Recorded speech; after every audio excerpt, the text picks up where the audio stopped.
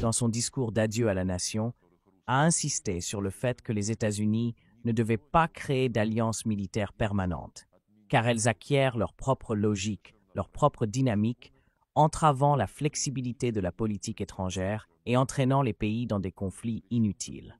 À commencer lorsque nous avons lancé l'opération militaire spéciale par dire que la Russie devait subir une défaite stratégique sur le champ de bataille.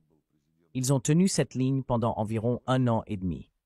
Puis ils ont changé de rhétorique, disant « il ne faut pas permettre à la Russie de gagner ». Marco Rubio a commencé en disant que l'administration américaine actuelle en matière de politique étrangère ne part pas de postulats idéologiques, mais des intérêts nationaux. Il est passé un peu plus d'1 mois depuis la rencontre en Alaska. Dans 2 jours, cela fera 8 mois que l'administration Trump est arrivée au pouvoir. Et vous savez mieux que quiconque que lors de la rencontre en Alaska, les perspectives semblaient très prometteuses. Nous savons tous, d'après les déclarations publiques de Donald Trump, qu'en entrant à la Maison-Blanche, il nous a donné des raisons, disons, d'espérer sérieusement. Mais où en sommes-nous aujourd'hui dans les relations russo-américaines? Et ne suis pas tout à fait d'accord avec l'idée que nous avions de grands espoirs lorsque Donald Trump a remporté l'élection et est entré à la Maison-Blanche pour son second mandat. Nous apprécions certainement et continuons d'apprécier son ouverture, sa franchise. Il ne tourne jamais autour du pot, ne cache pas ses pensées et se concentre sur les résultats. Ce qu'il appelle des deals, dans le sens le plus large, y compris des projets mutuellement bénéfiques dans l'économie, l'espace, l'exploitation des ressources naturelles et les technologies modernes. Mais il avait le même élan lors de son premier mandat. Cependant, à l'époque, les démocrates ont, comme on dit en russe, mis des bâtons dans les roues de Donald Trump. Quelques jours avant son investiture, Obama a imposé des sanctions totalement injustifiées contre nous, expulsant plus de 100 diplomates avec leurs familles et saisissant 5 propriétés diplomatiques, laissant cet héritage à Trump. Je me souviens que M. Flynn, alors pressenti pour le poste de conseiller à la sécurité nationale, a appelé notre ambassadeur et a dit « Les démocrates ont agi de manière ignoble. Ils veulent empêcher nos relations de se développer normalement. » Il a ajouté « Nous vous prions de ne pas réagir. Nous arrangerons tout. » Cela n'a pas pu être corrigé, car l'État profond, lors du premier mandat de Trump, était infiniment plus influent qu'aujourd'hui. Et maintenant, le 47e président des États-Unis, en se préparant à son nouveau mandat, a tiré, à mon avis, les bonnes leçons de cette expérience et adopte des formes de communication différentes avec cet État profond. Cela se remarque, d'autant plus que Donald Trump a formé une équipe de collaborateurs partageant ses idées, une équipe solide, forte et influente. Il n'avait rien de tel lors de son premier mandat. Sa manière de défendre les intérêts des États-Unis diffère radicalement de la politique idéologisée de ses prédécesseurs, qui, sous la direction de Joe Biden, ont pris le parti d'isoler totalement la Russie, ralliant autour d'eux tout le camp occidental, qui s'est volontiers uni autour de cette politique agressive et conflictuelle. Nous n'avons pas eu l'occasion de dialoguer à quelque niveau que ce soit. La seule exception fut en juin 2021, lorsque le président Poutine et Biden se sont rencontrés à Genève. Ce fut d'ailleurs une conversation plutôt bonne, mais elle n'a abouti à rien. Tout cela n'était probablement qu'une façade pour masquer l'agression profonde qui couvait contre la Fédération de Russie. Une façade pour la ligne adoptée par l'administration démocrate visant à réprimer la Russie en tant qu'acteur indépendant. Concernant la nouvelle administration, la situation est différente. Bien sûr, America First, rendre l'Amérique à nouveau grande, tout cela reflète les grandes orientations stratégiques de la politique américaine, quelle que soit l'administration. Mais, comme je l'ai déjà mentionné, lors de notre première rencontre avec Marco Rubio en février à Riyad, en présence de Yuri Ushakov et de Mike Waltz, récemment nommé ambassadeur auprès des Nations Unies, nous avons eu une discussion très franche.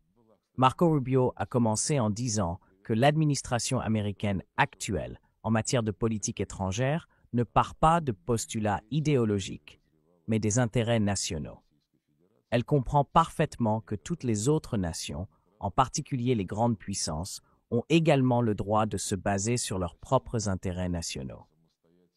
Rubio a ensuite ajouté, et je partage entièrement son point de vue, que dans les rares cas où les intérêts des grandes puissances convergent, il serait une grave erreur de ne pas exploiter cette convergence pour la transformer en projet matériel mutuellement bénéfique, apportant des avantages économiques aux partenaires. Et dans la majorité des cas où les intérêts nationaux des grandes puissances divergent, il serait une erreur, voire un crime, de laisser ces divergences dégénérer en confrontation, surtout en conflit armé. Je suis totalement d'accord. C'est la ligne politique que le président Poutine suit sur la scène internationale, cherchant des points de convergence et empêchant les désaccords de se transformer en confrontation, qu'elles soient chaudes ou froides. Tout ce que vous avez dit est absolument vrai et n'est pas contesté par l'administration américaine. Mais il me semble qu'il y a une autre partie de la vérité. 8 mois se sont écoulés. À ma connaissance, il n'y a pas encore de résultats concrets, à une exception notable près. Les Américains délivrent les visas plus facilement.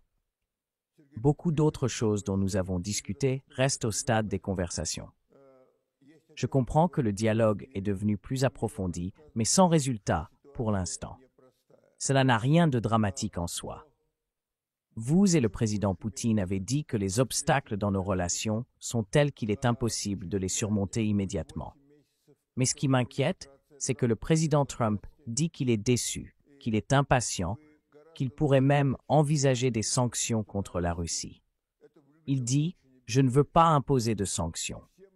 J'ai une bonne opinion de Poutine et ce n'est pas la meilleure façon de gérer les relations avec la Russie. Mais il montre des signes de déception et d'impatience. Comment réagissez-vous à cela? Le président Trump est, comme il le répète constamment, un homme d'action, un homme de deal, de business. Il est habitué à conclure des accords rapidement, comme les marchands de l'Empire russe qui scellaient un accord d'une poignée de main et le mettaient en œuvre le lendemain. Quand le président Trump dit qu'il est déçu, je pense que cela s'explique en partie par son désir de solutions rapides. Comme il le souligne souvent, en listant les conflits mondiaux, où il a tenté de jouer un rôle positif, il pense qu'il est possible de résoudre rapidement des conflits qui durent depuis des décennies. Cela peut fonctionner dans certains cas, mais pas dans d'autres. Le conflit israélo-palestinien, par exemple, est une tragédie, une catastrophe humanitaire, comme beaucoup d'autres crises sur Terre. Mais l'aspiration du président Trump et de son équipe à contribuer, voire à prendre l'initiative pour réconcilier des adversaires irréconciliables, est louable. Qui pourrait s'opposer à l'idée que la paix vaut mieux que la guerre, ou, comme on dit chez nous, qu'un mauvais compromis vaut mieux qu'une bonne dispute? Concernant les affaires ukrainiennes, honnêtement, je ne vois pas de problème avec le fait que des sanctions puissent être imposées contre la Russie. Un nombre énorme de sanctions, un record historique, a été introduit précisément sous le président Trump lors de son premier mandat. Mais nous avons tiré des leçons de cette situation lorsque l'Occident nous a accablés de sanctions qui, sous Biden, ont remplacé toute forme de travail diplomatique sans chercher de compromis. On nous disait « Ne vous mêlez pas de la gestion d'aucune partie du globe. Nous, l'Occident, dominons et continuerons de dominer. » Cela se manifeste non seulement à l'égard de l'Ukraine, mais aussi de tous nos voisins. L'Occident est actif, très actif, sans tenir compte de nos intérêts dans de nombreux cas. Nos partenaires de l'espace post-soviétique le comprennent parfaitement et savent qu'ils ont non seulement des obligations dans le cadre de la CEI, de l'OTSC, de l'Union économique eurasiatique et de l'Organisation de coopération de Shanghai, mais aussi des intérêts vitaux réalisés à travers des alliances et des partenariats avec la Russie. Revenant à la manière dont les États-Unis agiront sur la question ukrainienne, je pense qu'il y aura des contacts supplémentaires, car nous avons conclu à Anchorage en acceptant la logique avancée par Donald Trump, basée sur la compréhension des causes profondes et de notre position. Cette logique n'a pas été contredite par Trump. Il a dit qu'il consulterait ses alliés. Ensuite, comme vous le savez, ils sont revenus à Washington. Bien sûr, tous ces Européens n'ont pas caché qu'ils tentaient et continuent de tenter publiquement de dissuader les dirigeants américains d'entreprendre des actions constructives envers la Russie dans le contexte de la crise ukrainienne. Ils veulent ramener les États-Unis sur la voie glissante qu'ils suivaient sous Biden, quand c'était la guerre de Biden. Ils veulent en faire aussi la guerre de Trump. Ils ne s'en cachent pas. Vous avez mentionné une chose importante concernant la différence entre l'équipe de Trump aujourd'hui et celle de son premier mandat. Vous l'avez dit, et vous avez traité avec ces gens. Dans l'ancienne équipe, il y avait des globalistes, pas des conservateurs, qui ignoraient ouvertement l'opinion de leur président. Cela n'existe plus aujourd'hui. Mais je veux vous demander votre impression. A-t-il maintenant une équipe d'alliés partageant ces idées, comme Nixon et Kissinger, qui soutiennent leur président, ou est-ce plutôt une équipe de loyalistes qui ne veulent en aucun cas trahir ou contrarier Trump, mais qui, en coulisses, travaillent avec les Européens pour pousser la position de Trump vers une plus grande confrontation avec la Russie?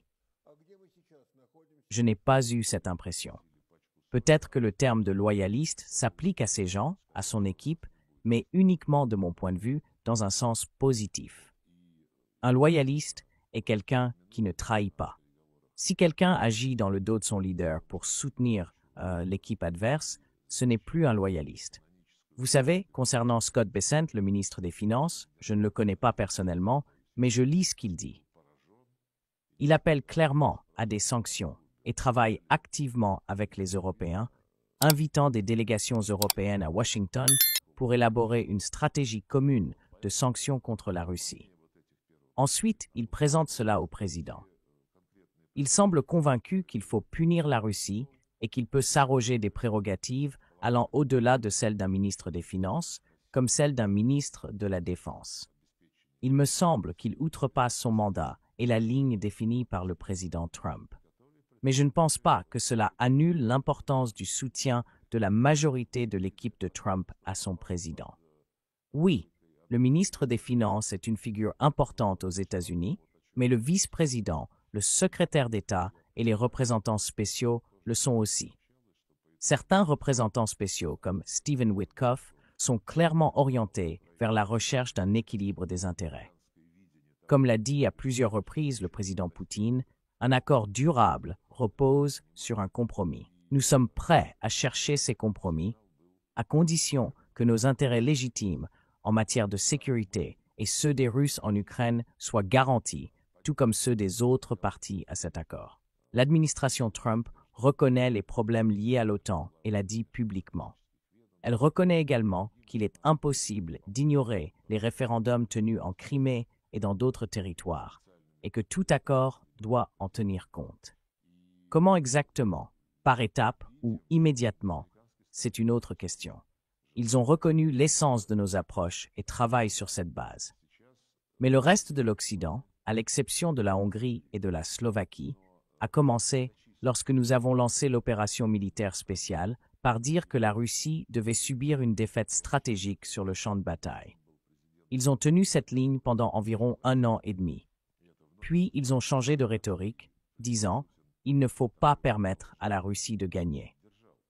Ces 6 derniers mois, ils sont passés à des exigences hystériques d'un cessez-le-feu immédiat sans condition. Macron, en commentant cette idée, a laissé échapper, répondant à des journalistes, que ce cessez-le-feu serait sans condition, mais que les livraisons d'armes à l'Ukraine se poursuivraient.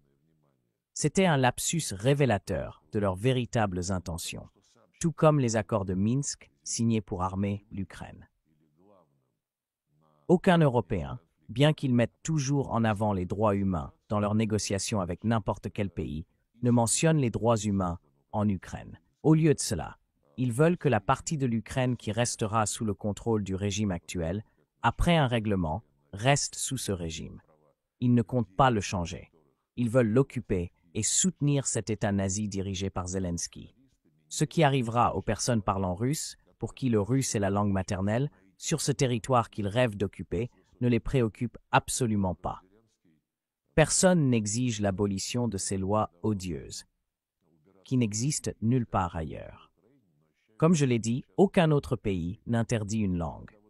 Même dans le contexte du conflit israélo-arabe, l'arabe et l'hébreu ne sont pas interdits en Israël ou dans les pays arabes. Nous avons posé la question à de nombreux journalistes occidentaux. Pourquoi n'écrivent-ils pas sur cela?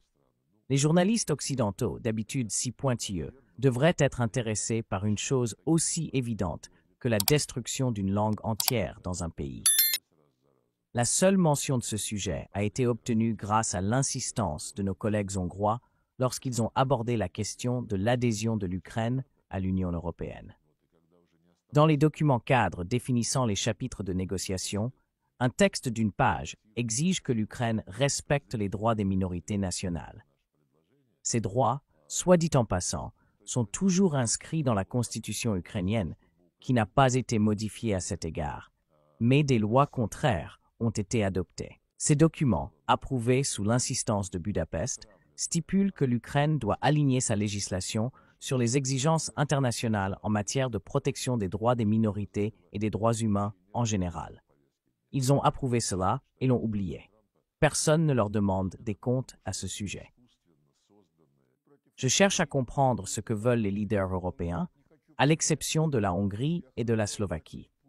Vous venez de dire qu'ils envisagent, entre autres, une occupation effective de l'Ukraine. Ils disent vouloir déployer des unités militaires de l'OTAN en Ukraine, non pas symbolique, mais avec une réelle puissance militaire, une défense antiaérienne et un soutien aérien américain. En même temps, ils affirment qu'ils continueront d'armer l'Ukraine pour qu'elle puisse se défendre seule contre la Russie. Mais pour qu'elle puisse se défendre avec assurance, il faut lui donner assez d'armes pour qu'elle puisse aussi attaquer. S'agit-il d'un refus complet de comprendre les préoccupations stratégiques réelles de la Russie et le fait que la Russie ne permettra pas de telles choses? Ou utilise-t-il ces arguments pour bloquer tout accord? Quel est votre avis? Il me semble qu'il y a une troisième hypothèse. Il ne fait aucun doute qu'ils veulent bloquer un accord et qu'ils ne souhaitent pas un règlement qui mettrait fin à leurs efforts de longue date pour faire de l'Ukraine une source constante d'irritation et une menace pour la Fédération de Russie. Mais une autre considération pourrait être leur désir de relancer la machine militaire européenne, qui dépend presque entièrement des États-Unis. Ce désir, je pense, est motivé par l'approche adoptée par Donald Trump, America First, rendre l'Amérique à nouveau grande, sans se disperser dans une philanthropie visant à assurer la sécurité de l'Europe. Cela a été publiquement déclaré à Washington. Ce n'est pas pour rien que Merz, dans ses récents discours, parle de la nécessité d'une autonomie stratégique de l'Europe sur le plan militaire. Il a ajouté, par politesse, que l'Amérique reste un allié, mais que les temps changent et que l'Europe doit prendre plus de responsabilités. C'est une réaction aux exigences de Trump pour que l'Europe assume davantage la responsabilité de sa sécurité, avec 5% de son budget consacré aux dépenses militaires. De plus, leurs économies vont de mal en pis. Ils ont, à mon avis, coupé toutes les branches sur lesquelles ils reposaient en matière de sécurité énergétique, de prospérité fondée sur des approvisionnements fiables et bon marché en énergie. Ursula von der Leyen déclare avec fierté depuis des années « Nous nous débarrassons enfin de notre dépendance aux hydrocarbures russes ». Elle ne dit pas à quel prix. Et les prix sont exorbitants. Il suffit de regarder les cotations du pétrole et du gaz qu'ils obtiennent en remplacement des hydrocarbures russes. La population commence à murmurer et les slogans belliqueux, l'exagération des tensions, l'invention d'une menace russe inexistante aident probablement à détourner l'attention d'une partie des mécontents et à les pousser à accepter les difficultés pour survivre à cette guerre. Il continue de dire que, après l'Ukraine, ce sera au tour des pays baltes, de la Pologne, des pays de l'OTAN. Il n'écoute rien. Le président Poutine a répété à maintes reprises que nous n'avions pas et n'aurons pas de plan pour attaquer un pays de l'OTAN ou de l'Union européenne. Nous avons proposé depuis 2008 des documents garantissant une sécurité indivisible où chaque pays s'engage à ne pas renforcer sa sécurité au détriment des autres. Cela a été signé par tous dans le cadre des sommets de l'OSCE. Mais quand l'OTAN a continué de s'élargir malgré ses engagements solennels, nous leur avons demandé, et le document de l'OSCE, il stipule clairement qu'aucune organisation dans l'espace euro-atlantique ne doit prétendre à la domination. Mais l'OTAN fait exactement cela. Ils nous ont répondu, ce ne sont que des engagements politiques, malgré les signatures des présidents et des premiers ministres. Alors, en 2008, nous avons dit, très bien, si ces engagements politiques vous conviennent, codifions-les dans un traité. Leur réponse fut, les engagements politiques restent politiques, et des garanties juridiques de sécurité ne peuvent être accordées qu'aux membres de l'OTAN. C'était une politique délibérée pour saper tous les principes de l'OSCE, où l'on nous avait entraînés avec tant d'insistance. Ce qui m'inquiète aussi, ce sont les sentiments revanchards, notamment en Allemagne, mais aussi dans d'autres pays européens. J'ai été stupéfait par la rapidité avec laquelle le vernis de neutralité a disparu du leadership finlandais, laissant place à un revanchisme finlandais qui éclate au grand jour, pardonnez l'expression peu parlementaire.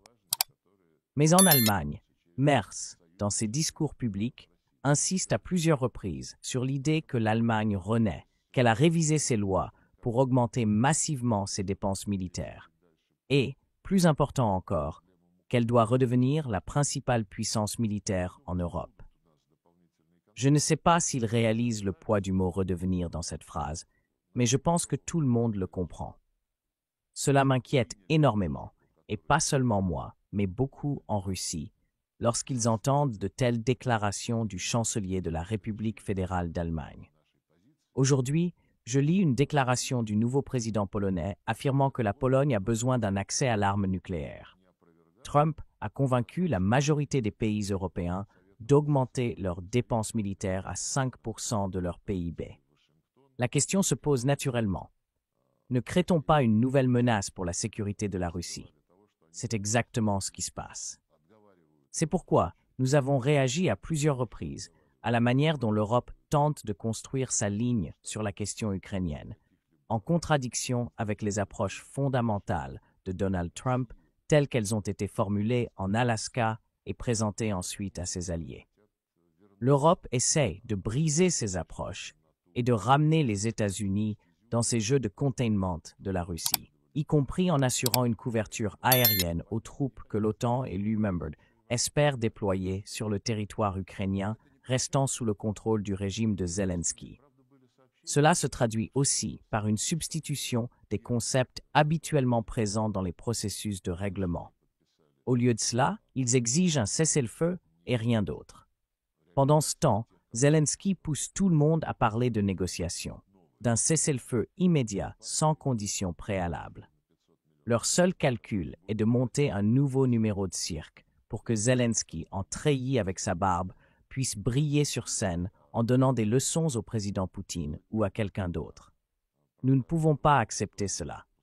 Le président Poutine a dit qu'il est prêt à rencontrer, mais que cela doit être soigneusement préparé. Quand recevrons-nous une réponse aux propositions que nous avons avancées et aux approches discutées à Anchorage? L'Ukraine les a rejetées. Selon nos informations, les considérations transmises par Stephen Witkoff après l'Alaska, qui reflétaient une compréhension des causes profondes et la nécessité de les résoudre, ont été rejetées. Au lieu de cela, l'Europe accuse maintenant Poutine de refuser le dialogue, tout en se concentrant sur l'élaboration de garanties de sécurité pour l'Ukraine, discutées sans la Russie. Si vous discutez de la sécurité d'un État belligérant sans l'autre État belligérant, cela signifie que vous voulez formuler ces garanties pour soutenir la continuation de la guerre contre le voisin. C'est évident. Ils précisent constamment qu'ils déploieront des troupes une fois qu'un accord de règlement ou de cessez-le-feu sera conclu. Cela ne change rien. Cela montre simplement leur objectif de construire tout pendant et après le conflit pour contribuer au containment de la Russie. Il me semble que vous et le président Poutine réussissez plutôt bien dans le dialogue avec des pays comme la Chine, l'Inde et le Brésil, et qu'il y a une construction active d'un nouvel ordre mondial. Comment cela progresse-t-il? Cela progresse de manière inéluctable, je dirais, car c'est un processus objectif. Ce n'est pas quelqu'un qui a décidé de créer un nouveau bloc en rédigeant des documents et des principes pour s'unir. C'est un processus objectif de développement de l'économie mondiale. De nouveaux centres de puissance économique et financière sont apparus qui s'accompagnent d'une influence politique croissante, des centres de développement de technologies modernes qui déterminent la configuration future de l'économie mondiale. La Chine, avant tout, mais aussi l'Inde et le Brésil, ont atteint et continuent d'atteindre des succès économiques sur la base des règles établies par l'Occident dans le modèle de la globalisation, il y a des décennies. Concurrence loyale, présomption d'innocence, inviolabilité de la propriété, et ainsi de suite. Pour garantir ces principes, le système de Bretton Woods, le FMI, la Banque mondiale et l'Organisation mondiale du commerce fonctionnent encore aujourd'hui. Tout irait bien, mais dès que la Chine a commencé à surpasser les États-Unis dans le jeu économique sur la base de ces règles, des freins ont été introduits dans le fonctionnement de ces institutions de Bretton Woods. Si la répartition des voix au FMI reflétait aujourd'hui la part réelle des pays BRICS dans l'économie mondiale, les Américains perdraient leur droit de veto.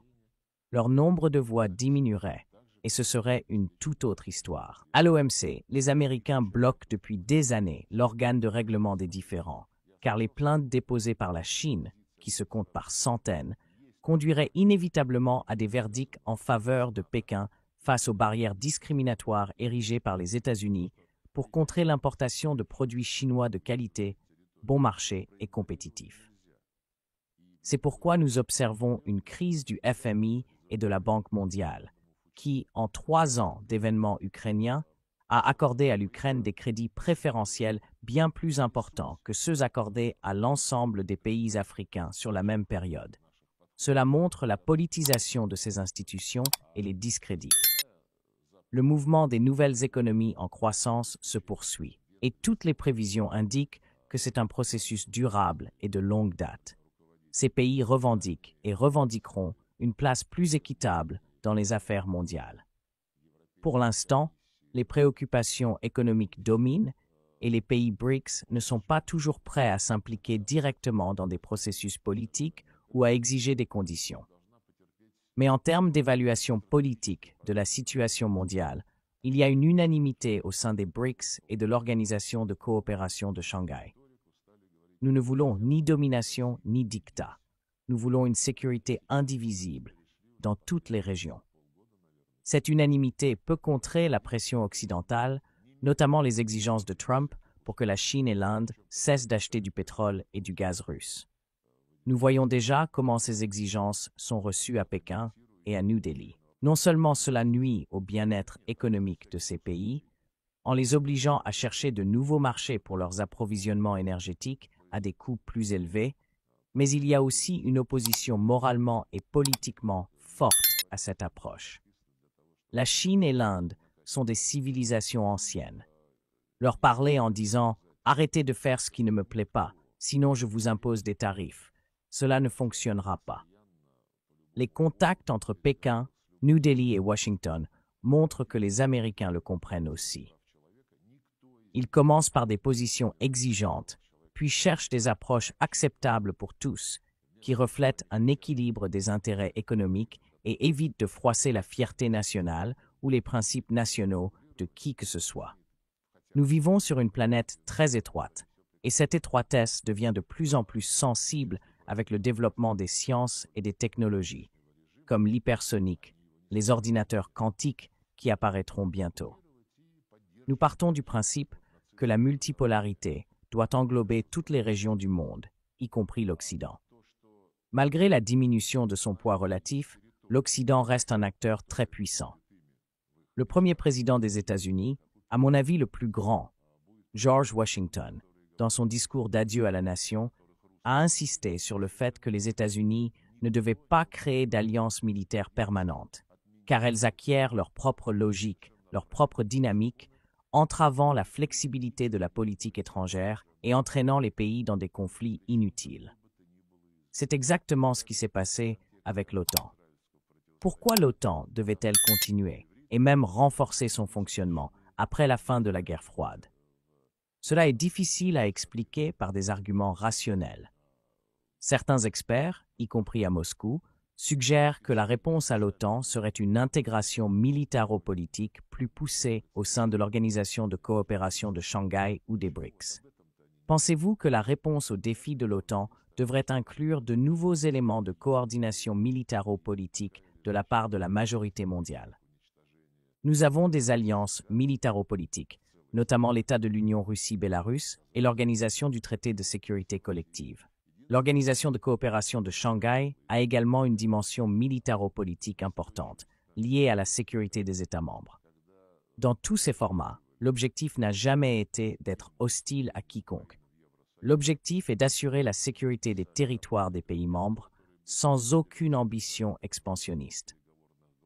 L'OTAN, d'ailleurs, selon le traité de Washington, est aussi une organisation défensive visant à assurer la sécurité des territoires de ses membres. Mais quand l'OTAN a commencé à étendre ses intérêts jusqu'à l'extrémité orientale de l'Eurasie, sous l'ancien secrétaire général Stoltenberg, un journaliste lui a demandé lors d'une conférence de presse « Êtes-vous toujours une alliance défensive assurant la sécurité des territoires de vos membres ?» Il a répondu « Oui. » Alors que faites-vous dans la mer de Chine méridionale, où vous essayez d'étendre votre infrastructure? Ou au nord-est et au sud-est de l'Asie, dans le détroit de Taïwan? Il a répondu « Nous y avançons notre infrastructure politique, peut-être même militaro-technique, et nous ne violons rien, car dans la situation actuelle, les menaces à l'intégrité territoriale des pays de l'OTAN viennent de là. » C'est un pas ouvertement hostile envers la Chine. Inutile de le démontrer. Ajoutez à cela la création de coalitions anti-chinoises comme le AUKUS, Royaume-Uni, États-Unis, Australie, ou les tentatives d'entraîner l'Inde dans des formats anti-chinois comme le Quad, ou encore de détacher les Philippines de l'ASEAN pour les intégrer dans des structures de blocs fermés. Ils organisent des exercices, comme récemment des exercices de commandement impliquant un grand nombre de pays d'Asie et d'Amérique latine sous l'égide des puissances de l'OTAN. En réponse à la question de savoir comment assurer notre sécurité, regardez l'Afrique et l'Amérique latine. Il existe de nombreuses organisations régionales d'intégration, comme l'Union africaine et le CELAC, Communauté des États d'Amérique latine et des Caraïbes. En Asie, le continent le plus vaste, où coexistent plusieurs grandes civilisations millénaires qui préservent leur identité, où se concentrent d'immenses richesses naturelles et la plus grande population mondiale, il n'existe pas de structure régionale ou continentale globale. Cela s'explique par le fait que jusqu'à récemment, y compris pendant la guerre froide, l'Occident dominait la partie occidentale du continent. Des structures euro-atlantiques de sécurité comme l'OTAN, l'OSCE et l'Union européenne ont émergé.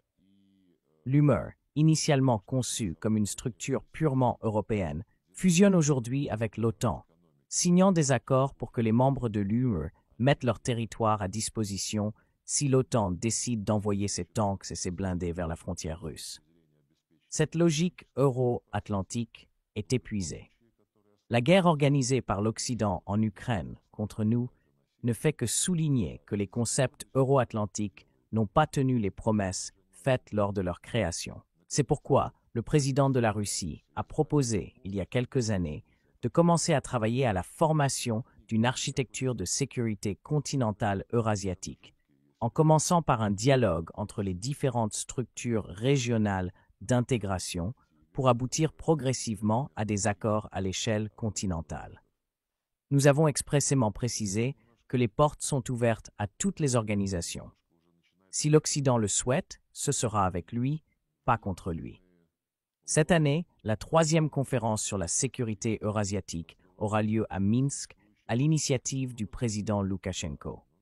J'ai participé aux 2 premières, auxquelles ont également assisté des représentants européens, notamment de Serbie, de Hongrie et de Slovaquie. Ils montrent un intérêt pour ce travail. Pour la 3e conférence, fin octobre à Minsk, nous présenterons avec nos collègues biélorusses un projet de charte de la multipolarité et de la diversité eurasiatique, une base conceptuelle. Puisque nous vivons tous sur le même continent, il serait dommage de ne pas tirer parti des avantages géoéconomiques et géopolitiques que la nature, la géographie et l'histoire nous offrent. Mais en parallèle, les leaders de l'OTAN développent une conception opposée. affirmant que l'OTAN doit étendre son infrastructure à l'ensemble du continent eurasiatique. Ils s'immiscent déjà dans des régions comme l'Asie centrale et le Caucase du Sud. Des discussions difficiles nous attendent, mais rivalisons d'arguments. Nous proposons une coopération à l'échelle continentale, tenant compte des intérêts de tous. Eux préfèrent faire en Eurasie ce qu'ils veulent faire en Ukraine, la diviser et en faire un hérisson d'acier, un État nazi. Alors, la situation décrite par Lavrov révèle une fracture géopolitique majeure entre l'Occident et une Russie en quête de garantie de sécurité et d'équilibre multipolaire. Entre Trump qui apparaît comme un pragmatique en rupture avec les élites américaines et Biden partisan d'une ligne dure, l'avenir des relations internationales reste incertain. L'Europe, elle, semble plus engageante que jamais dans une logique d'affrontement, notamment via l'OTAN. Mais est-ce qu'en réalité, cette stratégie peut vraiment réellement garantir la paix à long terme? Quel est le rôle pour la Chine, l'Inde et les BRICS dans cette nouvelle configuration mondiale? Donnez-nous vos avis en commentaire et abonnez-vous pour ne pas rater les prochaines analyses des vidéos d'actualité les plus percutantes. À tout de suite.